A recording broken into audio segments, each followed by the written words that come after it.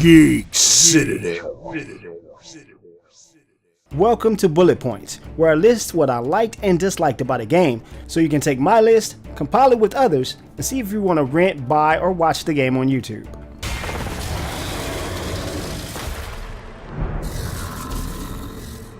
No!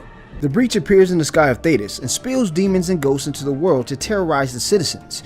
You wake up with the only weapon that can seal the breach attached to your hand. The breach ends up being a major problem, but there are other troubles to deal with across Ferelden and Orlais. The Templars and mages are fighting to a standstill, the wardens are missing, and the world is in general disarray with political indecision. It's time to form an Inquisition and take the troubles of the world in the palm of your hand. Literally. Dragon Age Inquisition is a fantastic looking game. The hair could use some work, but the environment and character models shine. What it does extremely well is pepper massive amounts of detailed foliage around and provide impressive particle effects in the form of snow and magical flourishes. You can make your character from scratch and spend as much time as you want making a handsome, beautiful, or ferocious Inquisitor. There are tons of settings and sliders to choose from for each of the available races. Now if only they could fix the hair and the beards. P.U. Dragon Age Origins was a bit too old school for some people, and Dragon Age 2 took the challenge out of the game by being a bit too casual. Dragon Age Inquisition combines the best of both worlds by providing unique AI types and the return of tactical combat. Rogues are agile and use stealth to sneak up behind the party and attempt to take out the weaker classes, while mages and rangers will stick to the distance and drop powerful damage and CCs. Warriors on the other hand stand in the thick of it swinging gigantic weapons or soak up damage with their shields. Once you get used to the system, it is an absolute blast to play. Some classes are a bit more fun than others. I found the rogue to be significantly more active than a two-handed warrior in my opinion. To go along with exploring the vastness of the world, players can slay enemies for materials or find metals on a cliffside to create items. You can make anything from potions to armor and even choose a specific material to apply different attributes to gear. You will discover tons of recipes for modifying and creating weapons and armor, and we can even name our own creations.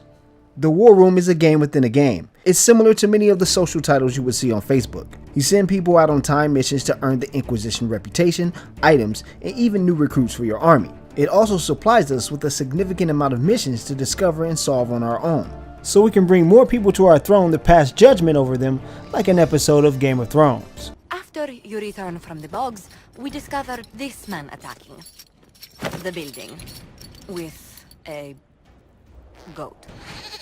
Dragon Age Inquisition has one of the most open worlds I have ever played. Each hub is gigantic and has tons of mysteries and collectibles to discover. You will find people in need of help everywhere, dead bodies that lead to hidden treasure, or a hidden valley that reveals the home of a very aggressive dragon. There is so much to find in Dragon Age Inquisition that I spent 15 hours running around the very first area. Ridiculous. The multiplayer is a video game version of Dungeons & Dragons. You choose a class and proceed to plunder, slay enemies, and earn coin. The mission structure switches between various objectives and features narration from some of the cast. It's very similar to the main game except that you play with 3 other people, there's no tactical camera, and the missions are laid out for class skills and teamwork. There are some minor latency and disconnection issues as of release, but overall, the multiplayer is just another way to add on to an already addicting title. You are the chosen one! You were sent to destroy the tropes, not join them! Dragon Age Inquisition's story uses a double trope for the main character. The hero wakes up with amnesia and is the only person that can stop the breach. Our hero becomes a spiritual figure in the world, and later on they become Theta's version of Moses with some Jesus mixed in. It's bland and makes most of the story elements predictable. I mean, there is even a reference to the hero dying and coming back from the dead.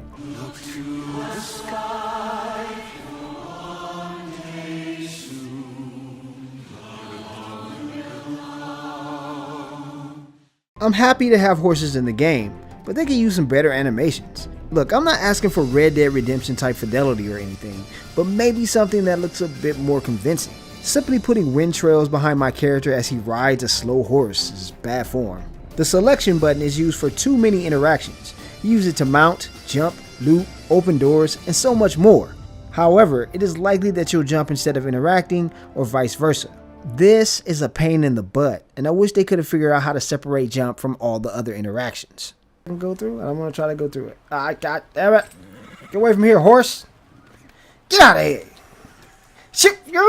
There's a beacon that you can use to highlight nearby items. That's all well and fine until you realize you have to search for the glow in the world. The item only remains highlighted for about 3 seconds, so you spin the camera around and smash on the beacon frequently to find the item. It's frustrating and dilutes the act of searching for materials. It's even worse when you get to the desert area in the game because the highlights blend in with the sand. This game takes forever to load in new areas. At least this is how it feels on PC. I can get up and make a sandwich and it would finally load up when I walk back into the room. I think this is a flaw in the Frostbite 3 engine because Battlefield 4 has similar loading problems. The frame rate also drops to 30 FPS whenever a cutscene is active. I get that this game is huge, and the large quest map works wonders for keeping track of all the quests. What doesn't work wonders is the mini-map while you're wandering around. It doesn't show you where you are on the map, it doesn't highlight items when using the beacon, and it doesn't give you a GPS arrow for highlighting waypoints. It's a minimalist circle with some blips inside of it that barely helps at all. There are some bugs that mar the visuals and get in the way of the gameplay here and there. The visual bugs can ruin a lot of the experience, and there are a few control bugs that can border on frustrating. There were a few times where I couldn't switch between my party members and disrupt the rift that I was standing right underneath. Dragon Age Inquisition is a game that boasts 200 hours of gameplay, and it is easily one of the most addicting RPGs I have ever played. I played this game for about 80 hours, and I continually find new ways to distract myself. The overarching story isn't the best thing I've ever seen in an RPG, but the side missions and the engaging companions keep me entertained. There is a wealth of history that can be unearthed from listening to different citizens. We recommend that you buy Dragon Age Inquisition. It brings back that tactical feeling of Origins while adding some Skyrim-like adventure to the mix. For more Geek Citadel plays and reviews, check us out on YouTube, Dailymotion, and GeekCitadel.com. Also, for the PC lovers, join our group on Steam Curator. Thanks for watching, and I'll see you in the next video.